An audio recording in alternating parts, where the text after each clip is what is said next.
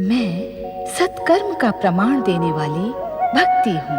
मैं मानव को सत्कर्मी बनाने वाली पूजा हूँ। द्वितीय संसार के पहले दैत्य वज्रांग को जन्म देकर उसे ब्रह्मदेव से अमरता एवं स्वर्ग सिंहासन प्राप्त करने के लिए प्रेरित करती है। देवर्षि नारद से ये समाचार सुनकर देवराज इंद्र चिंतित हो जाते हैं। श्री महागणेश की कृपा से देवी सरस्वती और देवी लक्ष्मी संसार पर कृपा करने के लिए उत्पन्न होती हैं। देवी लक्ष्मी भगवान विष्णु के सम्मुख वैकुंठ में प्रकट होती है।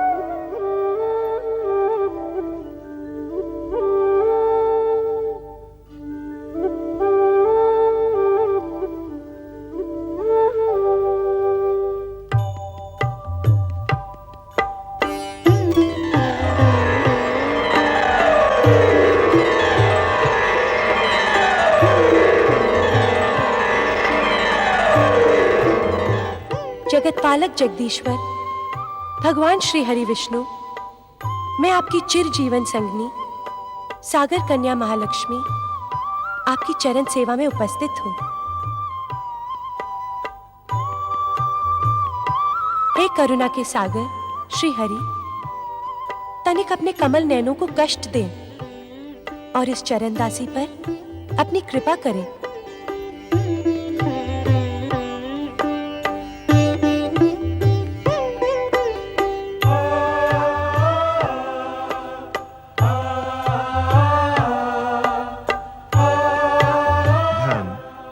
संपदा, वैभव तथा श्री की अधिष्ठात्री देवी महालक्ष्मी पधारें। आपका बैकुंठ में स्वागत है। सत्य तो यह है देवी महालक्ष्मी कि आपकी कृपा के अभाव में जगत पालन का हमारा निर्धारित कार्य सुचारू रूप से नहीं चल रहा था। आपको पाकर अब हम पूर्ण हुए हैं। कृपया अपना स्थान ग्रहण करें।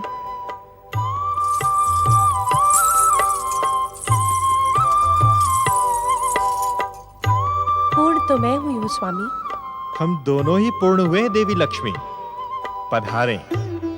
हम दोनों मिलकर सृष्टि पालन के पावन कार्य में अपना योगदान दें।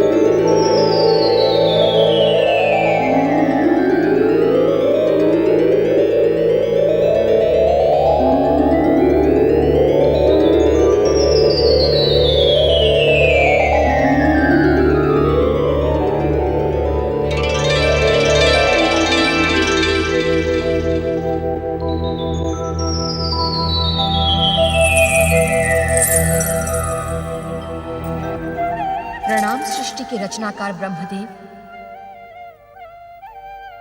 मैं ज्ञान विज्ञान विद्या और कला की अधिष्ठात्री सरस्वती हूँ। स्वामी, मैं परम देव श्री महागणेश की इच्छा अनुसार आपके श्रीमुख द्वारा प्रकट हुई हूँ। आपके दिव्य प्राकट्य से ये ब्रह्मलोक ही नहीं, अभी तो ये संसार ही संगीत में हो गया है। देवी, ज्ञान, विज्ञान, कला और संस्कृति के बिना मानव जीवन पशु के समान था, किंतु अब आपके आगमन के पश्चात मानवीय मूल्यों का पूर्ण विकास होगा। स्वामी, मुझे अपनी सहभागिनी, सहयोगिनी बनने की आज्ञा प्रदान करें, जिससे मैं आपकी अपेक्षा अनुसार सृष्टि के कार्य में आपको सहयोग दे सकूं। परम देव श्री महागणेश की प्रेरणा तथा इच्छा से तुम हमारे शरीर से प्रकट हुई हो। वास्तव में तुमने प्रकट होकर हमारा अकेलापन दूर कर दिया है। तुम्हें पाकर हम धन्य हैं देवी। अब अपना आसन ग्रहण करें।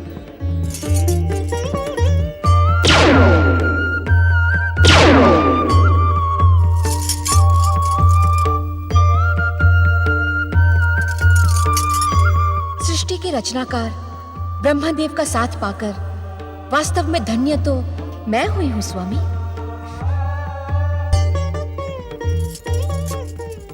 सृष्टि के रचनाकार ब्रह्मदेव का साथ पाकर वास्तव में धन्य तो मैं हुई हूं स्वामी।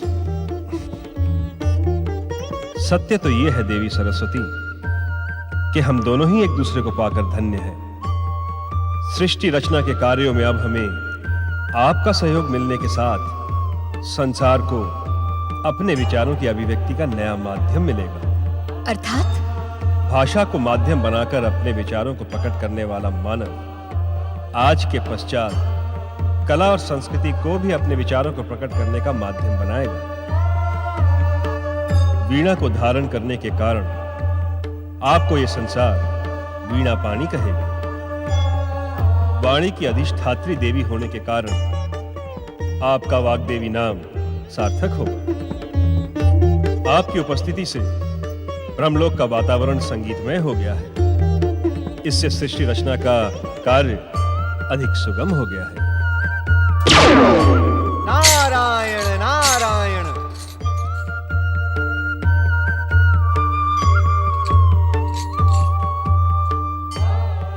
देवी सरस्वती, ये भगवत भक्ति का प्रचार करने वाले परम नारायण भक्त और हमारे मानस पुत्र देवर्षि नारद हैं। और आप स्वर्गाधिपति देवराज इंद्र।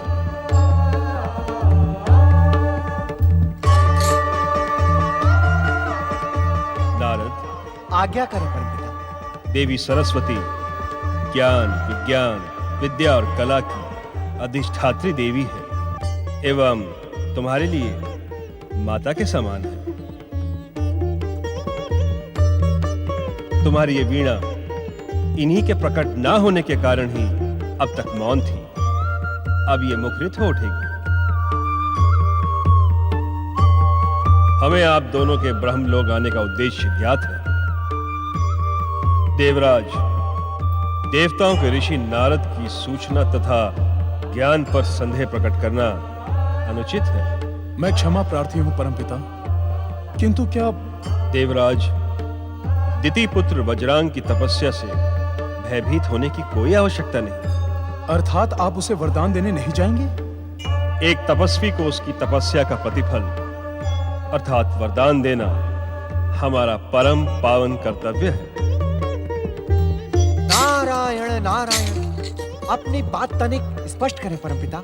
नारद, वज्रांग हमसे वरदान प्राप्त कर अपनी माता की महत्वाकांक्षा पूर्ण करने के लिए स्वर्ग पर भी आक्रमण करेगा, किंतु क्या परमपिता? यदि तुम लोग बुद्धि और विवेक से कार्य करोगे तो वज्रांग के स्वर्ग अभियान का परिणाम भयानक नहीं होगा।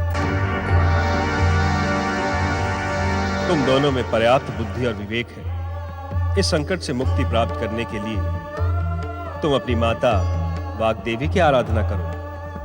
वे अवश्य तुम पर कृपा करेंगी। कहने की आवश्यकता नहीं है देवराज। मेरी कृपा आपके साथ है, किंतु इस वज्रांग रूपी संकट पर विजय पाने के लिए आपको बुद्धि के साथ ही साथ युक्ति की भी आवश्यकता होगी। आप अपनी योजना पर विचार करें। समय आने पर आपको मेरा मार्गदर्शन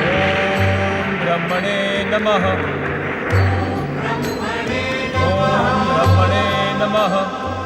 ओम ब्रह्मणे नमः। ओम ब्रह्मणे नमः।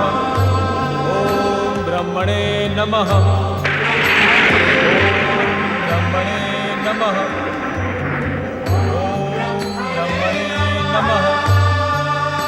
ओम ब्रह्मणे नमः।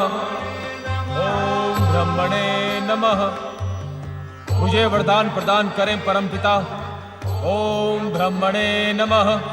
मेरी मनोकामनाएं पूर्ण करें परमपिता।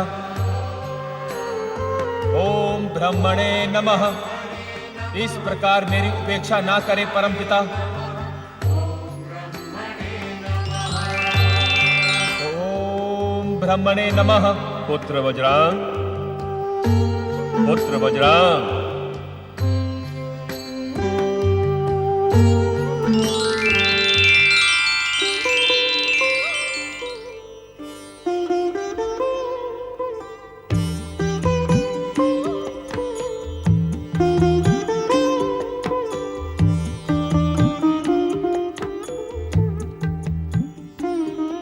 हम तुम्हारी तपस्या से प्रसन्न हुए। अपना इच्छित वरदान मांगो। हे परमपिता, मैंने अपनी माता दिति के आग्रह पर आपकी आराधना सहित कठोर तपस्या की है। आप मुझे वही वरदान प्रदान करें जिससे मेरी माता संतुष्ट हो। तुम्हारी माता दिति हमारी भी पौत्री है वज्रांग, किंतु वो द्वेष और ईर्ष्या से प्रेरित होकर स्वर्ग पर तुम्हारा अधिकार स्थापित करने की इच्छुक है। उसकी इच्छा है अदिति पुत्र इंद्र स्वर्ग से पतित हो। हाँ परमपिता, मेरी तपस्या का यही उद्देश्य था। किंतु हम किसी को कष्ट देने का वरदान नहीं दे सकते। यदि तुम्हारे मन में कोई दुर्भावना हो तो हम तुम्हें कदापि वरदान प्रदान नहीं करेंगे। तो क्या आप मेरी तपस्या की उपेक्षा करेंगे? यदि तुम्हारी दुर्भावना प्रकट हुई तो ऐसा करने को हम विवश होंगे दिति पुत्र वज्रांग। किंतु जन्म से लेकर अभी तक तुमने सद्भावना का परिचय दिया है। इस कारण तुम हमसे अतुल बल और इच्छा अनुसार दैत्य सेना प्रकट करने का वरदान प्राप्त कर सकते हो। हाँ परमपिता, मैं अपनी माता दिति के आदेशानुसार अमरता का वरदान पाने का इच्छुक हूं। असंभव। मृत्यु प्राणी लोक का अटल नियम है। हम तुम्हें अमरता का वरदान कदापि प्रदान नहीं कर सकते।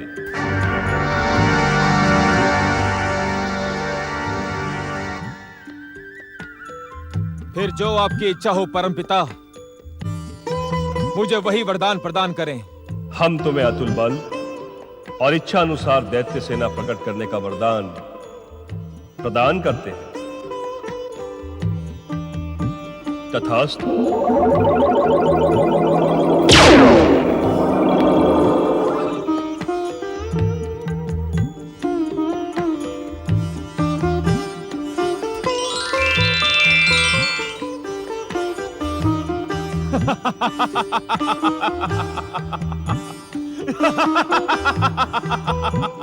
मैं तुम्हारी आराधना के स्वर श्री महागणेश तक पहुंचाने वाली भक्ति हूँ। मैं तुम्हारी आराधना को स्वर प्रदान करने वाली पूजा हूँ। देवी लक्ष्मी एवं देवी सरस्वती क्रमशः बैकुंठ और ब्रह्मलोक में प्रकट होती हैं। माता शक्ति पुत्र प्राप्ति की अपनी अपूर्ण इच्छा श्री महागणेश के सम्मुख प्रकट करती है। दिति की आज्ञा से वज्रांग स्वर्ग पर आक्रमण करता है।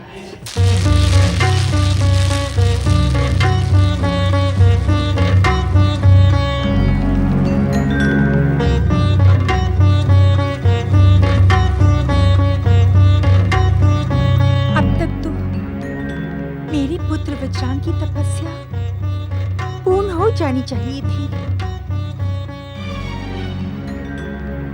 क्या ब्रह्मदेव मेरे पुत्र की उपेक्षा कर रहे हैं? नहीं नहीं, क्या दुष्ट देवताओं की षड्यंत्र में ब्रह्मदेव भी फंस गए?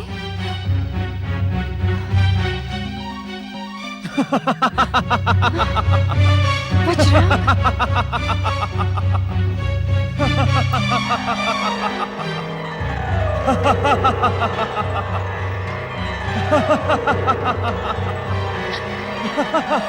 पुत्र वज्रांग, प्रणाम माता श्री। आपकी आज्ञा अनुसार मैं ब्रह्मदेव से वरदान प्राप्त करके लौट आया हूँ। किंतु वरदान प्राप्त कर तुम यहाँ क्यों चले आए वज्रांग? आपका आशीर्वाद लेने माता। मेरा आशीर्वाद तुम्हें उस दिन प्राप्त होगा जिस दिन तुम उस भीरू इंद्र को स्वर्ग से पतित कर स्वयं स्वर्गाधिपति बन जाओगे। क्षमा प्रार्थी हूँ माता। मैंने ब्रह्मदेव से इंद्र को स्वर्ग से पतित करने का वरदान प्राप्त नहीं किया है, तो मैं स्वर्ग पे आक्रमण कैसे कर सकता हूँ? तो कैसा वरदान प्राप्त किया है तुमने वज्रांग? अतुल बल और इच्छानुसार दैत्य सेना प्रकट करने का वरदान प्राप्त किया है मैंने। मूर्ख, तुमने दिव्य शक्ति से पूर्ण वरदान प्राप्त किया है। ये वरदान उस निर्बल और भीरू इंद्र को स्वर्ग से पतित करने में सक्षम है। अर्थात स्वर्ग तुम्हारा है, तुम स्वर्गाधिपति बनोगे। अपनी इच्छा अनुसार दैत्य सेना को प्रकट कर स्वर्ग पर आक्रमण करो और मेरी इच्छा पूर्ण करो। जाओ। जो आज्ञा माता।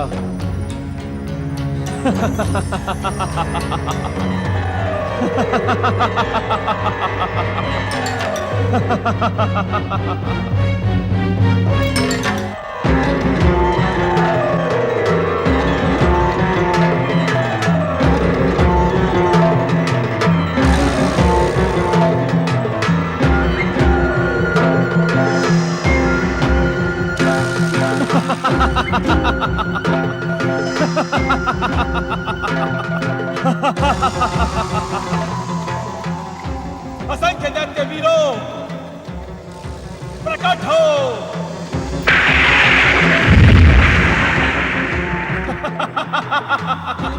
वरदानी वीर दैत्यराज वज्रांग की वरदानी वीर दैत्यराज वज्रांग की। मेरी एकमात्र इच्छा पर प्रकट होने वाले दैत्य वीरों, आगे बढ़ो और स्वर्ग पर अपना अधिकार कर लो। वरदानी वीर दैत्यराज वज्रांग की। वरदानी वीर दैत्यराज वज्रांग की। वरदानी वीर दैत्यराज वज्रांग की। वरदानी वीर दैत्यराज वज्रांग की। वरदानी वीर दैत्यराज वज्रांग की। वरदानी वीर दैत्यराज वज्रांग की। वरदानी वीर दैत्यराज वज्रांग की। स्थिति पुत्र वज्रांग का ये दुस्साहस, हमें इसको इसकी दुष्टता का दंड देना ही होगा। हाँ, ऐसा भयानक दंड की भविष्य में कोई अन्य असुर स्वर्ग की ओर देखने का दुस्साहस भी ना कर सके। वरदानी वीर दैत्यराज वज्रांग की। देवसेना प्रकट हो। ठहरो देवगणों, शक्ति के साथ साथ युक्ति का भी प्रयोग करना सीखो। हमें स्वर्ग को युद्ध स्थल नहीं बनाना है। वज्रांग का स्वर्ग द्वार पर भव्य स्वागत करो और उसे आदर सहित स्वर्ग राज सभा में लेकर आओ।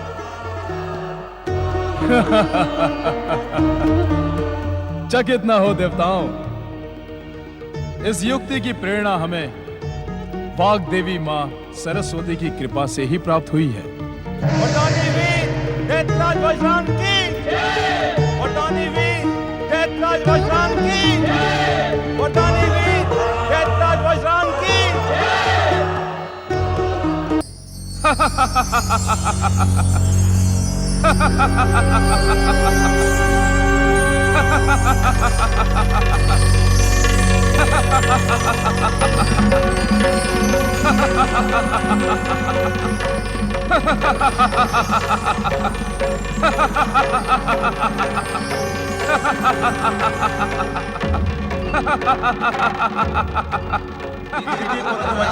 स्वर्गलोक में स्वागत है। पधारिए महाबली।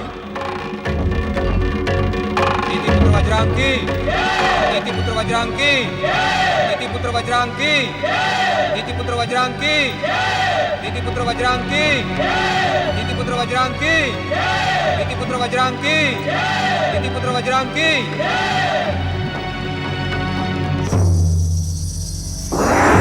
पुत्र महाबली वज्रांग की पधारे। महाबली दैत्यराज वज्रांग, आपका स्वर्ग में स्वागत है।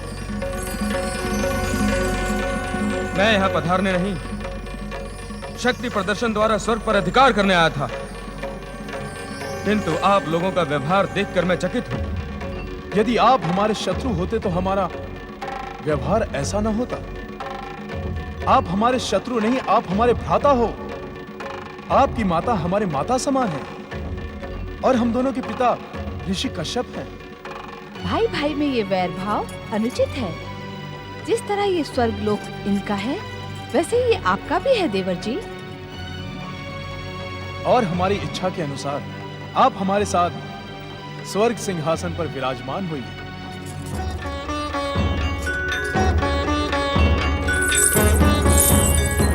पुत्र महाबली वज्रांग की भ्राता इंद्र, आपका हार्दिक स्वागत देखकर हमारा हृदय हर्ष से गदगद हो रहा है। समझ में नहीं आता कि माता दीदी के तुम्हारे प्रति द्वेष का कारण क्या है। वे तुम्हें स्वर्ग से पतित करवाने की इच्छुक क्यों हैं? आप मेरे भ्राता हो वज्रांग। जब तक आपकी इच्छा है तब तक स्वर्ग के ऐश्वर्य का सुख भोग करो। दैत्य वीरों, हम देवराज इंद्र के प्रेम पूर्ण व्यवहार से मंत्रमुग्ध हैं। आप सब देवराज इंद्र और हमारी भावस देवी शची की जय जयकार करें। देवराज इंद्र एवं देवी शची की, दैत्यराज वज्रांग देवराज इंद्र एवं देवी शची की। नारायण नारायण। देवराज एवं दैत्यराज, आज रक्तपात के स्थान पर आप दोनों की मित्रता को देखकर मेरा मन अत्यंत प्रसन्न हुआ। प्रणाम देवर्षि। आपका कल्याण हो। इस शुभ प्रयास को सफल होते देख मैं ये विश्वास पूर्वक कह सकता हूं कि मां वार देवी सरस्वती के प्राकट्य के साथ ही विचार और परिवर्तन की क्रांति भी प्रारंभ हो गई है। नारायण नारायण। मैं कुछ समझा नहीं देवर्षि। देवराज, इसमें ना समझने जैसा कुछ भी नहीं है। आज देव और दानव के मध्य मित्रता का कारण विचार और परिवर्तन की क्रांति ही है। अर्थात दैत्यराज, जिस प्रकार हर बीज के भीतर एक विशाल वृक्ष छिपा रहता है, उसी प्रकार हर क्रांति के भीतर एक असीम शांति छिपी रहती है। और यह शांति हिंसा, रक्तपात एवं प्रतिशोध से नहीं, अपितु विचारों के आदान प्रदान एवं मां सरस्वती की कृपा से ही संभव है। इसका प्रत्यक्ष उदाहरण आज हम देख रहे हैं। हमें ऐसा भी आशीर्वाद दें देवर्षि कि हमारी मित्रता, हमारे संबंध स्थायी रहें। दो परस्पर विरोधी शक्तियां परम मित्र बनकर विश्व बंधुत्व और मानव कल्याण का कार्य करें। नारायण नारायण। अति उत्तम विचार है। परम देव श्री महागणेश की कृपा से इस संसार में एक ना एक दिन ऐसा अवश्य आएगा। बस आप दोनों परस्पर मित्र बनकर अपने अपने उत्तरदायित्वों का निर्वाह करते रहे। नारायण नारायण।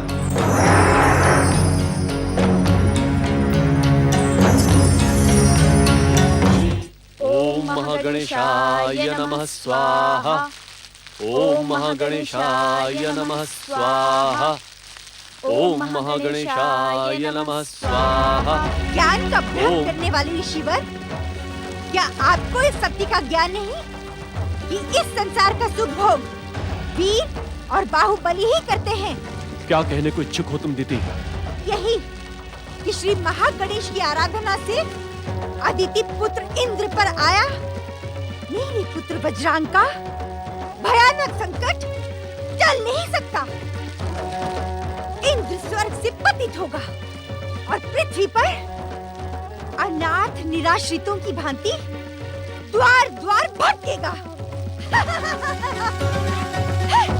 मेरे ज्ञान पर आरोप लगाने वाली दीदी, संभवतः तुम्हें इस बात का ज्ञान नहीं है कि श्री महागणेश की आराधना करने से भयंकर संकट समाप्त हो जाते हैं, असाध्य कष्टों से मुक्ति मिलती है। जाने देना स्वामी। तुम बीच में बोलकर मुझे उत्तेजित करने का साहस न करो अदिति, अन्यथा परिणाम न तुम्हारे हित में होगा और न ही तुम्हारे पुत्र के। नारायण नारायण। देवी दीदी, अब तो परिणाम शुभ ही शुभ होगा। अर्थात का सत्य संभवतः आप सुन न सकें देवी दीदी। नारायण नारायण, क्योंकि ये आपको और आपकी महत्वाकांक्षा को भयानक पीड़ा पहुंचा सकता है। नारायण नारायण। भूमिका बनाकर हमारा समय नष्ट न करें देवर्षि। जो कुछ भी कहना है शीघ्र और स्पष्ट कहें। ठीक है, तो मैं स्पष्ट कह देता हूँ। स्पष्ट ये है देवी दीदी कि देवी अदिति का पुत्र इंद्र और आपका पुत्र वज्रांग दोनों बंधु भाव से गले मिलकर एक साथ स्वर्ग के सिंहासन पर बैठे हैं।